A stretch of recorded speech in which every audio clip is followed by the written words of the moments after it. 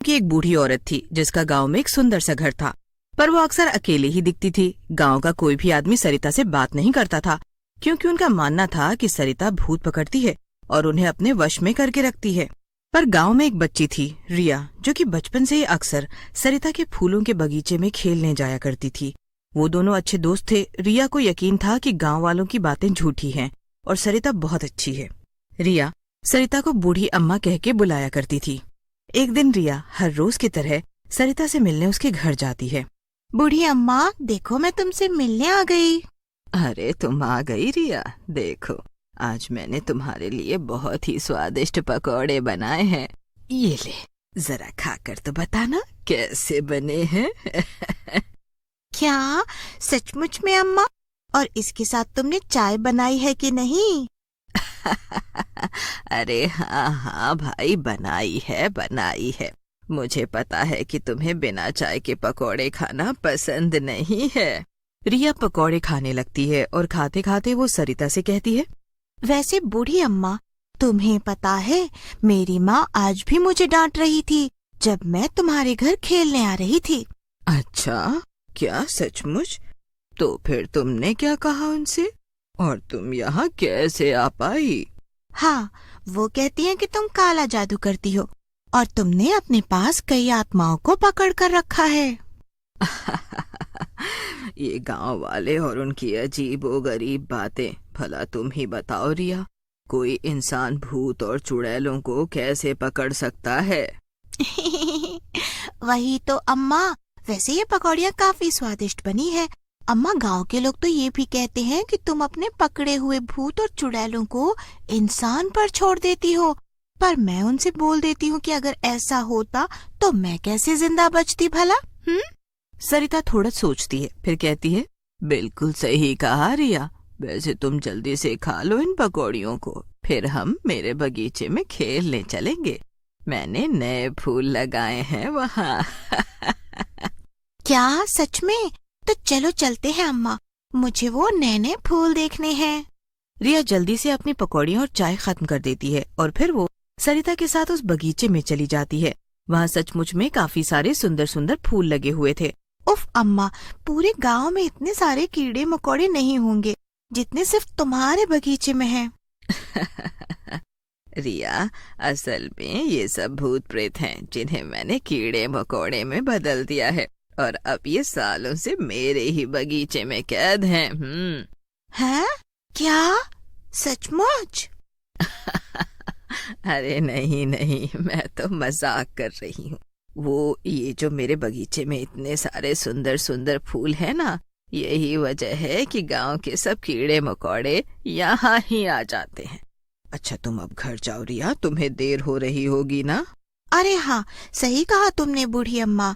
सचमुच में मुझे तो काफी देर हो रही है, अंधेरा भी होने वाला है। अब मुझे जाना चाहिए, वरना अगली बार से मेरी माँ मुझे घर से निकलने ही नहीं देंगी। रिया हंसते हुए अपने घर चली जाती है और सरिता भी फूलों को पानी देने लगती है। गांव में सब कुछ ठीक ठाक चल ही रहा था कि एक दिन गांव में एक चुड़ैल का आतंक फैल जाता है और सबको लगने लगता है कि इसके पीछे सरिता का हाथ है। रिया घर के बाहर खेलने जा रही होती है कि उसकी माँ उसे रोक देती है। रुक जा रिया, आज से तू शाम को बाहर खेलने नहीं जाएगी। तूने सुना नहीं कि गांव में एक चुड़ैल घूम रही है और वो लोगों को कच्चा चबा ले रही है? अरे पर माँ, मैं तो बूढ़ी अम्मा के साथ ही रहूंगी ना, भला उनसे कैसा खतरा? उनके साथ मैं एकदम सुरक्षित रहूंगी, मुझे जाने दो ना। अरे सारा खतरा उसी डायन से तो है। बस मैंने बोल दिया ना कि तू कहीं नहीं जा रही, मतलब तू कहीं नहीं जा रही। पर माँ, मैं जल्दी लौट आऊंगी, और वो भी अंधेरा होने से पहले ही। ऐसा कभी भी नहीं हुआ कि मैं उनसे मिलने न गई हूँ एक भी दिन। मान जाओ ना माँ। रिया की माँ को ये सब सुनकर बहुत ज्यादा गुस्सा आ जाता है। अगर तू आज बाहर निकली तो मुझसे बुरा कोई नहीं होगा, समझी रिया? पूरा गांव जानता है कि इस चुड़ैल को भी उसी सरिता डायन ने गांव में छोड़ा है, पर एक सिर्फ तू है जो उस पर इतना विश्वास करती है। पर इससे पहले कि रिया कुछ और बोलती, उसकी माँ उसे कमरे में ही बंद कर देती है।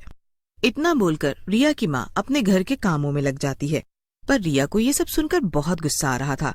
जब उसे कुछ और समझ नहीं आता तब वो गुस्से में अपने कमरे की खिड़की से बाहर कूद जाती है।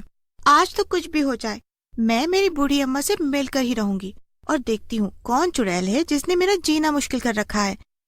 रिया सरिता के घर की तरफ बढ़ने लगती है कि तभी वो देखती है रास्ते में सचमुच में एक चुड़ैल थी जो एक आदमी को खा रही थी। उसे देखकर रिया की चीख निकल जाती है। बचाओ बचाओ, ये तो सचमुच की चुड़ैल है और ये तो एक आदमी को खा रही है। रिया के चिल्लाने की वजह से चुड़ैल की नजर उस पर पड़ जाती है। ओहो ए लड़की, तूने तो इतनी जोर से चिल्लाकर मेरे कान ही खराब कर दिए। रुक, अभी बताती हूँ तुझे। अब तो जब तक मैं तुझे कच्चा नहीं चबाऊंगी मुझे राहत नहीं मिलेगी। रिया चुड़ैल को अपनी तरफ आता देखकर भागने लगती है और भागते भागते वो अपने घर वापस पहुंच जाती है। पर चुड़ैल अभी भी रिया का पीछा कर रही थी। रिया वापस से खिड़की से अपने कमरे में कूद जाती है, पर इससे पहले कि रिया खिड़की को बंद कर पाती, चुड़ैल वहां उसके कमरे के अंदर आ जाती है।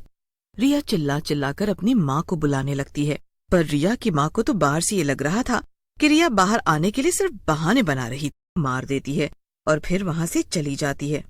चलो अब कोई नया शिकार ढूंढूंगी।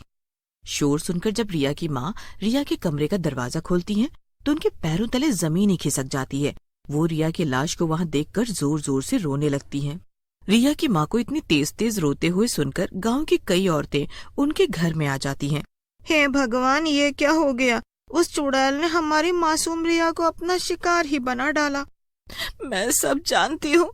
मैंने रिया को वहाँ उस डायन सरिता के घर में जाने से रोका था, इसीलिए उसने मेरी रिया पर चुड़ैल छोड़ दी और इसे मरवा दिया। अरे सबके पीछे की जड़ वो सरिता है, सरिता। पर रिया की आत्मा ये सब वहीं खड़े होकर देख रही थी। अरे नहीं, मुझे मारा तो उस चुड़ैल ने है, पर ये सब मेरी बूढ़ी अम्मा को गांव से निकालने की बात कर रहे हैं। वो बेचारी कहाँ जाएंगी? नहीं, मुझे ही कुछ करना होगा। मैं इन लोगों से पहले बूढ़ी अम्मा के पास जाती हूँ और उन्हें यहाँ से कहीं और जाने को कहती हूँ ताकि वो इन लोगों से बच सके। रिया जल्दी से सरिता के घर जाती है, पर जब वो वहाँ पहुँचती है तो उसके होश उड़ जाते हैं। वो देखती है कि वहाँ सरिता के बगीचे में वही चुड़ैल थी और उसके सामने सरिता खड़ी थी और सरिता अपने जादू से उस चुड़ैल को रिया के सामने ही एक छोटे से कीड़े में बदल देती है। ये क्या हो रहा है? क्या सच में इन्होंने चुड़ैल को गांव में छोड़ा था? पर तभी सरिता की नजर रिया के भूत पर पड़ जाती है और सरिता के पैरों तले जमीन खिसक जाती है। क्या क्या रिया तुम चुड़ैल कैसे बन गई? ये सब कैसे हुआ? नहीं, पहले तुम मुझे सच बताओ। मैंने सब कुछ देख लिया है कि किस तरह से तुमने उस चुड़ैल को कीड़े में बदल दिया। क्या तुम सचमुच में वही हो जो गांव वाले कहते हैं? क्या मेरी माँ ठीक कहती है कि तुम ही ने गांव में उस चुड़ैल को छोड़ा था जिसने मेरी भी जान ले ली? नहीं नहीं रिया, ये सब सच नहीं है। वो चुड़ैल कहीं बाहर से गांव में घुस आई थी। वो गांव वालों को और नुकसान ना पहुंचा सके, इसलिए मैंने उसे अपने जादू से कीड़े में बदल दिया और अब वो हमेशा हमेशा के लिए मेरे बगीचे में कैद रहेगी। क्या कहा आपने? जादू? कैसा जादू? हाँ रिया, मेरे पास कुछ जादुई शक्तियाँ हैं जिनसे मैं चुड़ैलों और भूतों को पकड़कर उन्हें कैद करके रख सकती हूँ। पर मैंने आज तक अपनी इन शक्तियों का इस्तेमाल सिर्फ भले कामों के लिए ही किया है। तो मतलब सच में इस बगीचे में जितने भी कीड़े मकोड़े हैं सब भूत प्रेत हैं? हाँ रिया, ये सब भूत प्रेत ही हैं जो लोगों को नुकसान पहुंचाना चाहते थे, लेकिन मैंने इन्हें यहाँ पर कैद कर दिया है। तभी वहाँ पर सभी गांव की औरतें सरिता को गांव से भगाने के लिए आ जाती हैं, पर रिया उन्हें रोक देती है। माँ रुक जाओ। अरे रिया मेरी बच्ची, तू चुड़ैल कैसे बन गई? हाँ माँ, मैं मरने के बाद चुड़ैल में बदल गई और अगर आपने इन्हें मेरी बूढ़ी अम्मा को यहाँ से भगाया तो मैं भी हमेशा ऐसे ही भटकती रहूंगी और मुझे कभी शांति नहीं मिलेगी। ये तो क्या कह रही है रिया? तू अभी भी इस डायन को बचाने की कोशिश कर रही है? नहीं माँ, ये डायन नहीं है, बल्कि इन्होंने उस चुड़ैल को गांव से भगाया है। रिया अपनी माँ को और बाकी सभी औरतों को सब कुछ सच सच बता देती है। रिया की माँ सब कुछ सुनकर सरिता से कहती है, हम सबको माफ कर दीजिए। हमने हमेशा ही आपको गलत समझा और आपसे